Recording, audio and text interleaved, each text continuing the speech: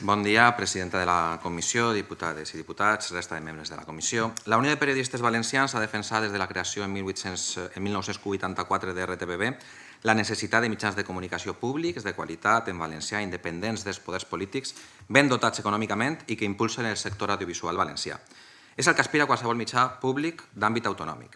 I aquesta llei suposa 2 passos enrere en totes les reivindicacions de com ha de ser per lògica un mitjà de comunicació públic. Ens preocupa que es lleven tots els entrebancs a la manipulació partidista, que s'elimini tota referència al valencià com a llengua vehicular, que se suspenga l'oferta pública de treball en marxa, que es deixi la porta oberta a privatitzar els informatius, que no es garantisca el seu finançament i que el paper rellevant del sector audiovisual, com explicava el senyor Gosalves, desapareix en aquesta llei. Anem per parts, perquè cal acceptar tots que sí, n'hi ha que unir les dues entitats actuals en una, i sabem per què es va parir així a punt, i el que no es pot fer és, per a canviar això, una destrossa i arrasar amb tota la resta d'avanços que sí incorporava l'anterior llei. Volem una radiotelevisió pública, punt 1. I amb aquesta llei es deixa la porta oberta a que TDTs i productores privades participen dels informatius. El personal d'aquests TDTs no té per què tindre una titulació reglada i les seues condicions laborals solen ser precàries, com passaven totes les productores que participaven dels informatius en època de Canal 9. Personal sense titulació amb salaris mínims. Cal garantir que este ús d'empreses serà residual i que tindran unes condicions laborals similars als treballadors d'apunt. Punt 2. Volem una radiotelevisió de qualitat i ben dotada econòmicament. I amb aquesta llei no n'hi ha límit ni per dalt ni per baix, la qual cosa pot acabar com Canal 9, amb un deute desorbitat, o pot acabar amb l'ofegament econòmic actual. Això cal que ho regule la nova llei perquè no passi. Punt 3. Volem una radiotelevisió independent dels poders polítics de torn i que estiga blindada contra la manipulació. De fet, quan es va crear la llei actual, va comparèixer així Noa de la Torre, l'anterior presidenta de la Unió, per demanar més autonomia en la redacció i més mecanismes de control. I en compte de fer això, el que fa aquesta llei és eliminar tots els controls. El Consell d'Administració podrà estar copat 100% per un mateix partit o bloc de partits amb majoria simple. Desapareixen agents externs com el Consell de l'Audiovisual, la Unió de Consumidors, el Consell de la Ciutadania, i fins i tot els treballadors es queden sense representació en el nou Consell d'Administració triat a dit. És a dir, tornem a Canal 9, tornem a que siga el director de la cadena qui tria el director d'informatius, perquè el vet que tenen ara el Consell d'Informatius desapareix, el Consell de Redacció. Un Consell de Redacció format per periodistes, no per advocats ni per polítics, per periodistes que vetllen perquè hi hagi un tracte similar a tots els partits polítics, no se censuren temes i les informacions no siguin partidistes. Ara desapareix tota supervisió i aquesta llei obri la porta, per tant, que torni la manipulació absoluta. Passem de decisions supervisades per persones alienes a la radiotelevisió i avalades pel personal de la casa a un model unipersonal on el nou director general pot fer i desfer al seu parer.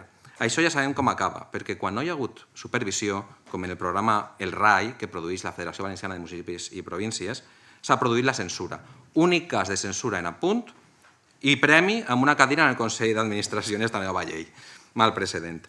Volem una radiotelevisió pública, punt 4, que funcioni com a motor econòmic. Se sumem a les demandes de les productores valencianes i perquè ara mateix en aquesta llei una productora de Sevilla pot fer el 100% de la producció. Per tant, cal prendre nota, per exemple, del que ha fet Galícia, que han invertit en producció pròpia i els seus productes audiovisuals donen faena, prestigi i diners als gallecs. I, per cert, ara les productores, volem afegir ahir, paguen segons una taula de sous similar al que cobren els treballadors d'apunt. Considerem fonamental que això continuï sent així en aquesta nova llei per a no precaritzar un sector ja de per si molt precari. Punt 5. Volem una radiotelevisió en valencià i aquesta nova llei equipara el valencià i el castellà i, per tant, desapareix gran part de la seva raó de ser, ja que deixa la porta oberta que gran part de la programació siga en castellà. I així un apunt, per si algú parla de l'audiència, l'audiència tenia canta-canta amb un 50% i era tot en valencià, ho trau la llengua en un 15%. El problema no és la llengua per obtindre audiència. De fet, la competència en valencià en castellà són 600 mitjans de comunicació per satèl·lit i en valencià només n'hi ha un. El problema són altres i no es resolen privant dels beneficis intrínsecs del bilingüisme a tota la zona castellanoparlant del nostre territori. Esperem que no tornin les llistes de paraules prohibides i el telefem, ja que en el canvi del llibre d'estil tot és possible. I ja per acabar, però no més important, ens preocupa i molt que aquesta llei deixa tirades a vora 800 persones que estaven en un procés de proves selectives i que han dedicat temps i diners a estudiar. La plantilla actual continuarà en estat d'interinitat, en una situació d'inestabilitat que dura ja vora 6 anys, i a més esta llei es priva 800 professionals de participar en l'oferta pública de treball més important d'este segle per a la professió periodística. Calculem que reiniciar el procés seran mínim 2 anys més d'agonia i d'allargar-ho. Nosaltres recordem que som l'associació majoritària de periodistes, un 70% dels periodistes valencians associats perteneixen a la Unió de Periodistes. La FAP cada setmana ha avalat este text i les nostres peticions, i també comptem amb el suport de l'Associació de Periodistes de la província d'Alacant. Per tant, esperem que com a representants del sector es prenguen en consideració les nostres peticions. I ja acabe, que m'he passat un poc de temps. Avui és el Dia Mundial de la Llibertat d'Expressió, el 3 de maig, on nosaltres atorguem el 43 Premi de la Llibertat d'Expressió d'Unió de Periodistes. Per a nosaltres és molt dur, un dia com avui, llegir com es promou una llei que ens recorda els temps més foscos de censura i manipulació periodística que hem patit en esta terra. En les vostres mans està legislar per a que no torni a passar o legislar per a que torni a passar. Moltes gràcies.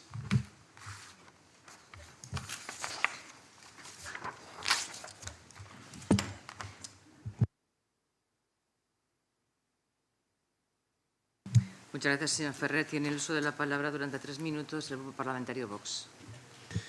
Sí, gracias, señor Ferrer. Muchas gracias por...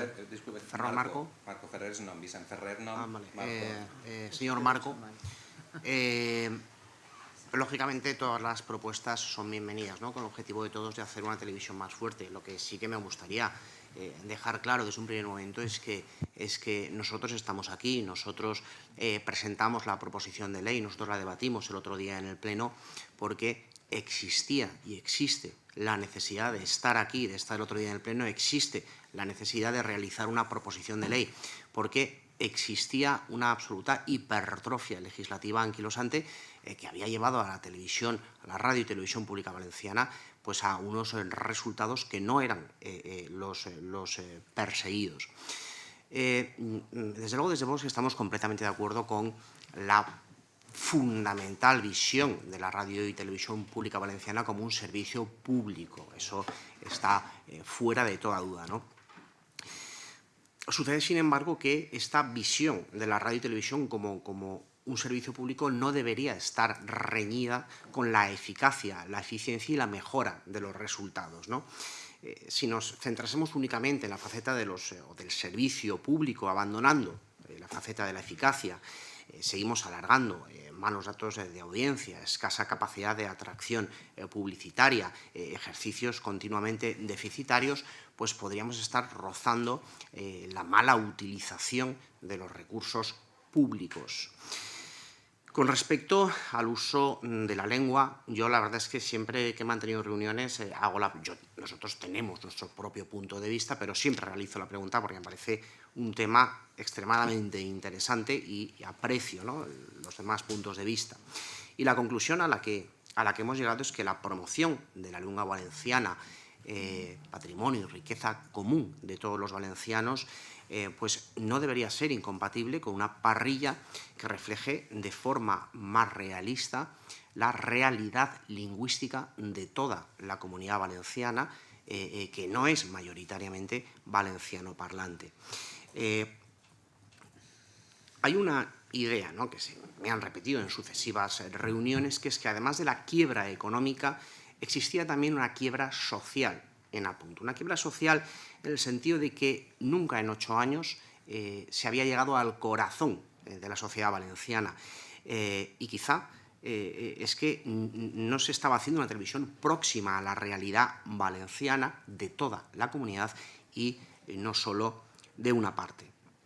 En cualquier caso, me gustaría preguntarle a propósito de este control político, ¿no?, del que mencionaba. Lo que se pasa es un modelo de administración clásico con un director general que podrá tomar medidas dinamizadoras y, ojo, que será responsable también de los resultados. Ahora sí que existirá responsabilidad. Pero en cualquier caso, también fue público y notorio las desavenencias, ¿no?, en el anterior botánico entre quién aparecía más, quién influenciaba más, hasta el punto, por ejemplo, de que los representantes de Compromís en la comisión se negaron a venir a votar al señor Costa antiguo concejal socialista, en una muestra, por lo tanto, de las propias desavenencias que existían en el Botánico. Por lo tanto, si usted ahora califica de amenaza de control Finalizando, político, por favor. ¿qué es lo que sucedía entonces, señor Marco? Gracias. Gracias, señora Les. Tiene el uso de la palabra durante 3 minutos el Grupo Parlamentario Compromís. Gracias. Gràcies, presidenta. Gràcies, presidenta. Benvingut, senyor Marco. Bé, doncs jo crec que vostè ha sigut molt explícit en la seva compareixença i no ha deixat marge a cap dubte. M'agrada que hagi posat l'accent en la qüestió lingüística perquè per a nosaltres és fonamental en una ràdio o televisió pública valenciana, perquè aquesta llei desterra absolutament el valencià com a llengua vehicular d'este mitjà de comunicació públic i entra en col·lisió, per això mateix, amb la Constitució, l'Estatut i la Carta Europea sobre les llengües regionals o minoritàries. Ha parlat vostè també dels informatius, importantíssim, perquè en aquesta llei no estan blindats eixos informatius, ni la seva independència, ni el fet que hagin de ser necessàriament elaborats per personal de la casa. I ha parlat vostè també de control polític. Efectivament, aquesta llei el que fa és obrir la porta a aquest control polític i a ser el comandament a distància, aquest nou Consell d'Administració, ser el comandament a distància del Consell de la Generalitat, perquè s'elimina absolutament la participació ciutadana. De fet, este és una proposició de llei i no un projecte de llei. Jo crec que si hagués sigut un projecte de llei i s'hagueren reunit prèviament amb vostès, algunes coses s'haurien pogut evitar, però si no els han donat peu a aquesta participació, per algun motiu deu ser. I crec que precisament aquest control polític total de la futura televisió és un d'aquests motius. Què dona a entendre aquesta proposició de llei? Doncs que tindrem una televisió sense principis, perquè elimina tota referència a l'aprofundiment dels valors democràtics i parla explícitament de l'elaboració d'un nou llibre d'estil, quan resulta que l'actual va ser àmpliament consensuat i regulava temes tan sensibles com la violència masclista, el canvi climàtic o la immigració, que per a un dels dos partits que està en el govern actualment són temes sobre els quals exerceixen una oposició frontal i que condicionen l'altre partit que està en el govern. És a dir, i com ja ha apuntat la companya socialista, el Partit Popular s'ha rendit totalment als postulats ideològics de l'extrema dreta. I certament avui estem en el dia de la llibertat de premsa. Per tant, jo acabaré amb una pregunta de resposta, crec que fàcil. Creu vostè, senyor Marco, en nom de la Unió de Periodistes, que aquesta llei garanteix l'exercici d'aquesta llibertat de premsa, que no oblidem els titulars del dret a aquesta informació són les ciutadanes i ciutadans valencians? Gràcies, presidenta. Muchas gracias, señora Torres. A continuación, tiene el uso de la palabra el Grupo Parlamentario PSPB. Molt bon dia, senyor Marco. Agraeix la claretat en la seva exposició d'este matí. Coincidim amb vostès que, com he dit abans, el PP s'ha entregat totalment a l'extrema dreta amb una contrarreforma legislativa, política, ideològica i una involució democràtica. Vostè, senyor Marco, com ha dit, representa avui a moltíssims professionals valencians. Sabem que estan tan preocupats com nosaltres amb aquesta proposició de llei en quant a la independència política i la pluralitat dels òrgans de control. Es fem càrrec, des del nostre grup, de la sensació d'incertesa també que tenen els professionals, així com l'angoixa dels vora 800 aspirants inscrits a les proves. La principal oferta pública d'ocupació dels darrers 15 anys i que a hores d'ara va quedar suspesa en l'aprovació unilateral del govern d'aquesta llei. Aquest malestar està generalitzat tant en els treballadors de la casa com també en les persones inscrites en les proves. Voldria recordar també així els nomenaments del Consell d'Administració d'esta nova societat anònima pública que estarà escrita a presidència i que va tindre un Consell integrat per 10 membres. 5 escollits per les Corts a proposta dels grups, un proposada per el Consell de la Ciutadania, 2 pel Consell Audiovisual i una pels treballadors. Ara, això és el que teníem, dels 8 membres del Consell d'Administració, 7 van a ser escollits per les Corts. A partir d'ara, el PP i Vox van ocupar tots els llocs. La proposta de llei elimina tot el procés de participació per a la composició d'un òrgan de cooperació com els mitjans com la Corporació de Mitjans. En quant a la programació, ara sí que van a ser mensajes sesgados i per a tots els públics, perquè anem a dir-li adeu a Vicent Andrés Estrellers o a Botifarra i anem a tindre en prime time les corregudes de bous. En quant a la qüestió lingüística, gràcies a la televisió valenciana, molts dels castellanoparlants saben parlar valencià i els que parlem valencià, evidentment, tots sabem parlar castellà. Una qüestió que ens preocupa moltíssim des del grup parlamentari socialista també és aquesta decisió de deixar fora del nou òrgan de decisió proposat el Consell de la Ciutadania persones del món de la cultura, del tercer sector, joves, universitats, de manera que les decisions estaran escollides totes pels partits polítics, amb l'amenaça d'ingerències que de tots són conegudes i la pràctica habitual que ha tingut quan governava el Partit Popular. El que es pretén, com deia, és un control total del Consell d'Administració, que seran tots seus. L'oficina de participació, seua. El director general, que el nomenarà també seu.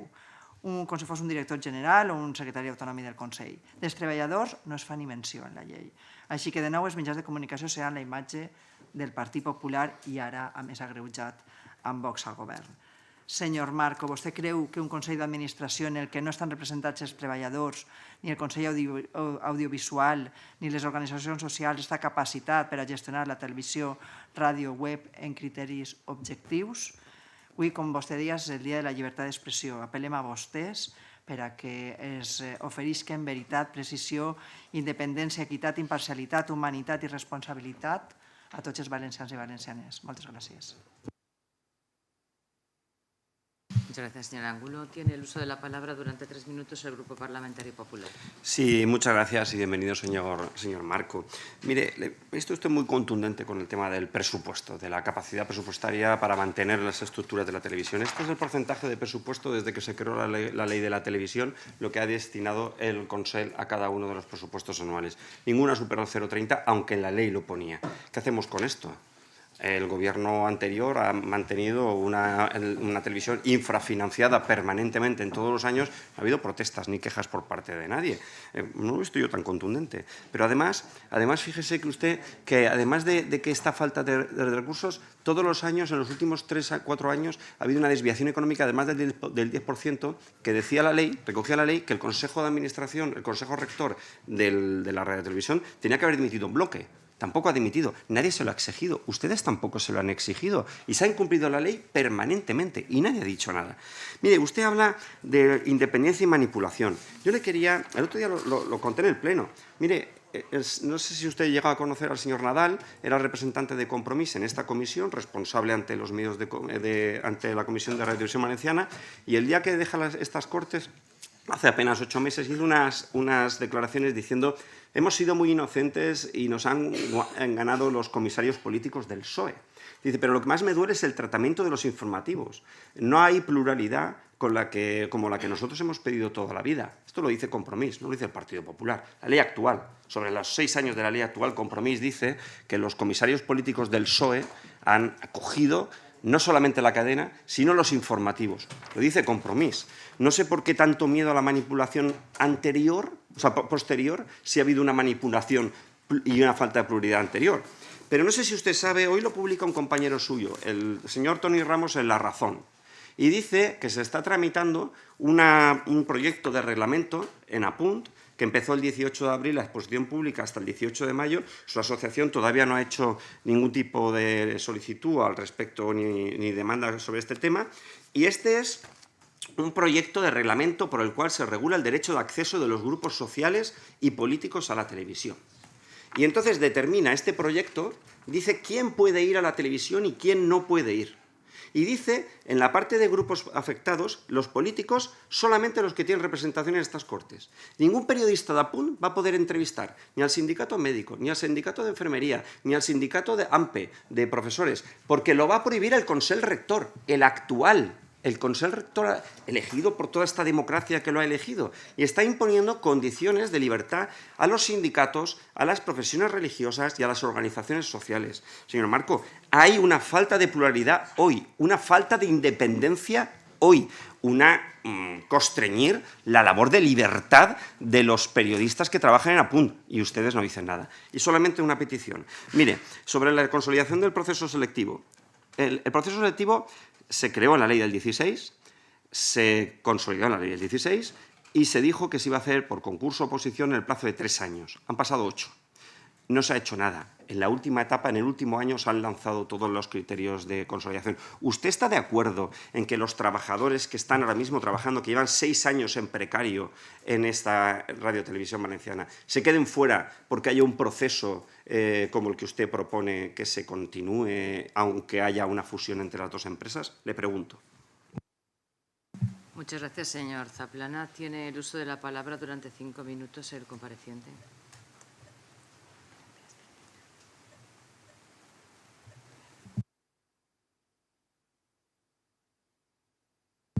A veure, vostè està plantejant que o tots fora o oposicions, i no, n'hi ha alternatives, per això podeu treballar-ho i n'hi ha alternatives perquè n'hi haurà un moment en què continuï la gent fins que n'hi hagi un procés.